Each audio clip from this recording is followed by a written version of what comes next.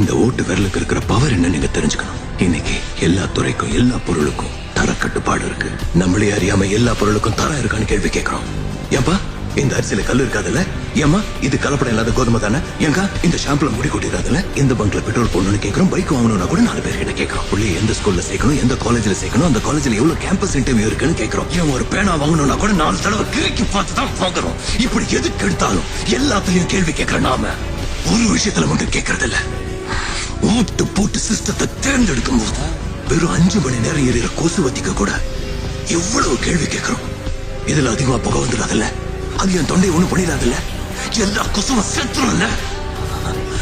ஆனா அதே 5 வருஷம் நாம தேர்ந்தெடுக்கிற சிஸ்டம் தரமா இருக்கான்னு கேட்டிருக்கோமா? கேட்டதும் இல்ல, யோசிச்சதும் இல்ல. அதான் கேட்கிறேன். என் டிமாண்ட் ஒண்ணுதான், கேள்வி கேளுங்க.